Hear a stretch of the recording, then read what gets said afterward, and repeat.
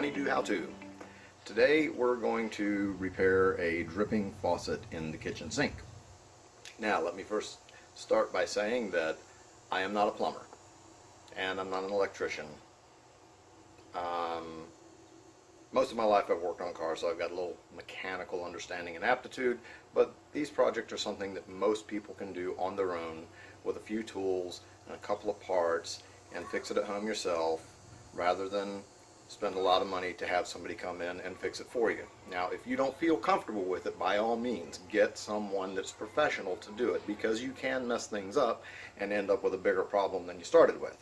On the other hand, in most cases, some of these things are really simple. So, let's get started. We'll go on in the house and we will see what we can do about fixing this drippy faucet.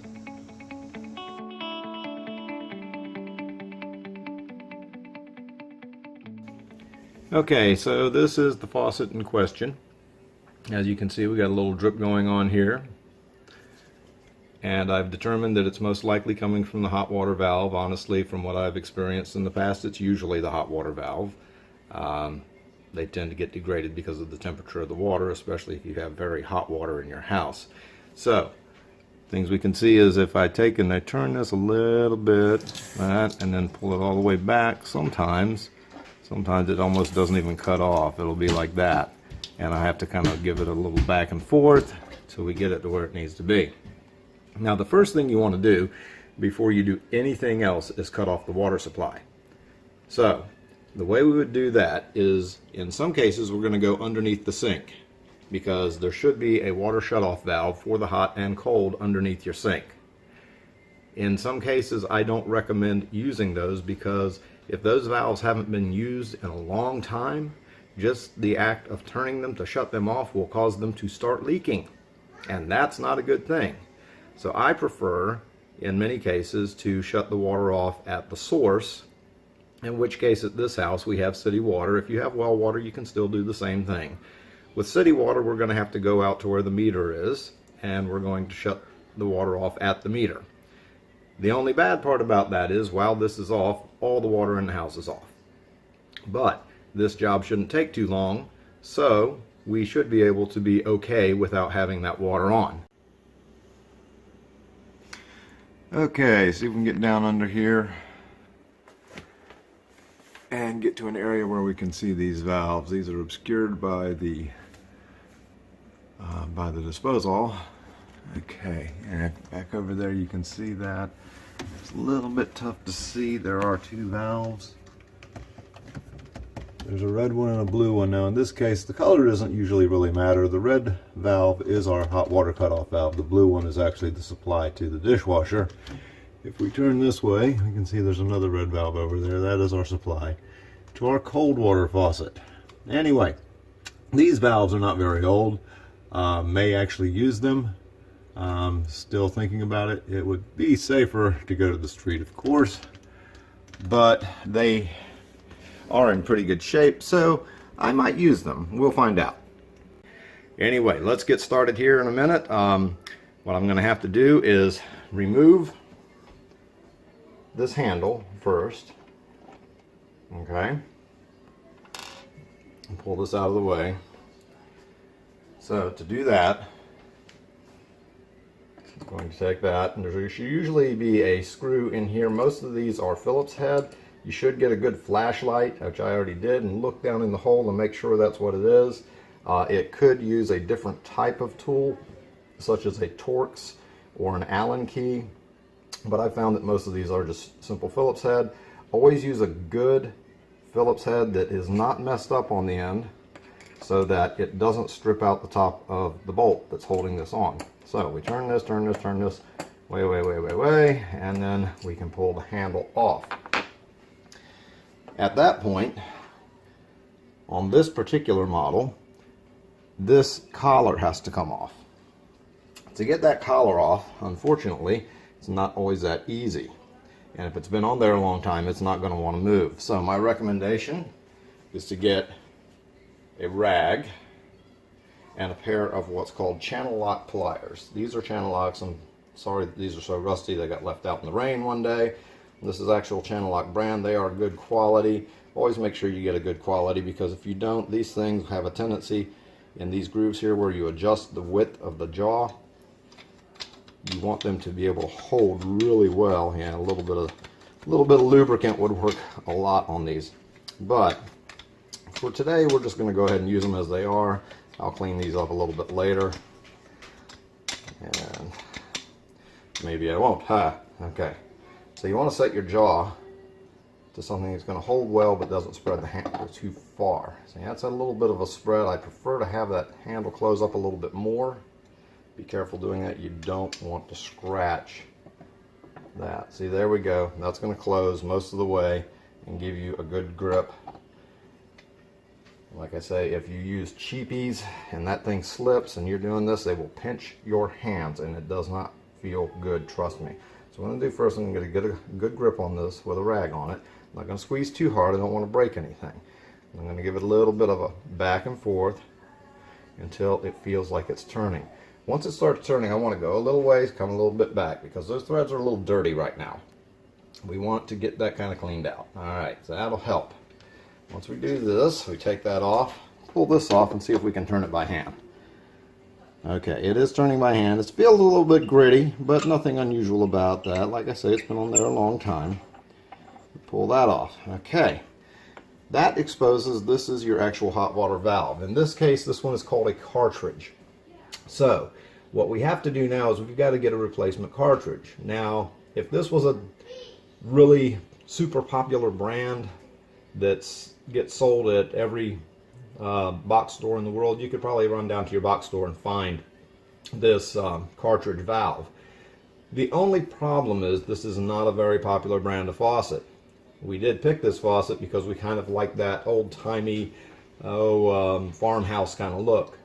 But it's been here for quite a long time. I'd say probably about 12 to 15 years. And what we have to do is cut the water supply off so that we can remove this valve. And fortunately, we do have a plumbing supply house that sells to the public that is not too far from here that has a really good selection of parts. So since that's what our next step is, we're going to have to go out, turn the water off, come back in, and if you notice this, I don't know if you can see really well. Let's see if we can get up a little bit closer. This is a hex shape, okay? That's a good thing. We like the hex shape. The hex shape means that we can use a wrench on this, an actual open end or box end wrench. Box end wrench is going to be best because it's going to grab all 6 corners at one time, and you'll have less of a chance of rounding that off. I know that a lot of people would use an adjustable wrench, what's called, used to be called a crescent wrench. I really don't like those very much because if you're not very careful with them, the jaw loosens up and you end up rounding the corners off because this thing's probably going to be pretty tight. So we're going to use the same method I did with taking this cover off, where we're going to work it back and forth a little bit, but we want to use something that really grabs a hold of this. Since you can go right down over the top, a socket would work well. 6 points best, 12 point will do. Open end is better than crescent wrench, and I really wouldn't use pliers. I just don't recommend. Okay, we're back here. What we've got so far is the drippy faucet. I've gone ahead and turned off the water supply, so we don't have to worry about that. I did call my plumbing supply house and found out we're going to need to take this cartridge in and match it up because they're not really sure because of the obscurity of this brand whether or not they have it, but they do have a really huge selection, so chances are they do. The first thing we're going to want to do before we open this up is we're going to get some old towels like so, and we're going to place them around here just to get some spillage that may happen. That's going to most likely happen, and once this is out, it may continue to leak a little bit because when you turn the water supply off, sometimes it doesn't just cut off completely. So hopefully it does, but in this case we are going to make sure that we can catch any water that happens to spill out of here and maybe drip a little bit after that. First thing you want is to have a good solid bite on this. We're going to take this off. Now I found that this was a 17 millimeter wrench, fits this perfectly. I tried 11/16 and that was a little bit loose. So this does actually have metric parts, so it's actually good to have metric tools. Now what we're going to do, we're going to give this a little tug, and it feels kind of really tight. Let you know that impact works really well. All you need to do, keep a little bit of pressure on this thing and give it a couple of, there we go, and that's it right there. Now it's loose. Okay, that's it. Unfortunately, the only 17mm wrench that I have here at home is this box end, and an open end would be fine once it's loose, because you're not risking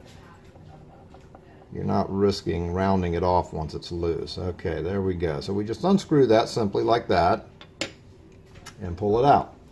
This is the cartridge valve. Okay, so this is the part that we're going to end up needing to be replaced. We're going to be taking this over and finding the correct part. Hopefully they have it in stock. Hopefully we don't have to order it. If we do, I'll have to put this one back in and use it for the time being. So let me put that down. I also look down in here and I see that everything looks okay. I'm not trying to scratch anything, I'm just making sure I don't have anything in here that's loose. No parts in there that would come out, so that all looks all right in there.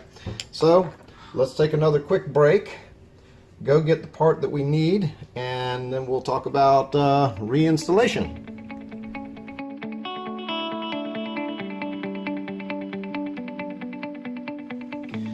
Okay, now we're back. I made it over to the plumbing supply store, and as luck would have it, they had the part that I needed. And I'll show you, this is the old one here. Put that down and pull this one out of the bag. And there we go. Brand new shiny cartridge. Okay, we did verify that this was correct, because the hot water and the cold water rotate in opposite directions to open the valve. So we want to make sure that this is closed. As we can see, it's closed there. And this to open turns counterclockwise. Basically, it's a quarter turn valve. There we go. And see, as you can see, now she's open there. And then clockwise closes the valve. All right. So it's pretty simple. Now the next part is to very simply insert her into the hole. Notice it does have a rubber O-ring there for a seal. We will just turn this down by finger until she's nice and snug. Okay. We're going to take our wrench, put it on top, and nice, give it a little snug. That's it. With a rubber O-ring, you don't need this to be overly tight. The rubber O-ring does the sealing, so it doesn't have to be super tight. You just want it tight, just basic tight, not overly tight. Now, before we go any further and reassemble everything, what I want to do is just place the handle on top. Okay, and then I'm going to go ahead and turn the water supply back on. Okay, the water is back on under the sink. I did use the valve, the shutoff valve under the sink, because the valves that I have under here are actually fairly new. I really didn't have to worry about them leaking if I were to use them. If you see that those valves are crusty, I would recommend turning the water supply off somewhere else. If you have a well, somewhere near the pump. If you have city or county water, then somewhere out near your meter. So anyway, we're going to go ahead and try this out now. I'm going to put the handle on and turn the water on. Okay, we have water. We turn it off, and no more drips. So we have success here. The only thing left to do at this point is to go ahead and reassemble. We'll take the handle off. Take this cover piece here, and we'll screw that down. Okay, give it a nice snug. Really, you don't need to tighten this with a wrench. I'm going to give it just a little bit of a nudge on there, because I don't want it to be loosening up on its own. So we'll take and protect that again, and we'll go a little bit, and just to make sure that it's pretty tight. At this point, we simply position our handle. Now it can be positioned in a lot of places. Of course, you probably want to position it about like so that they match up. This one over here is loose. I'll need to tighten that. Put your screwdriver back in here. Yes, I left the screw sitting in there. It should be in place.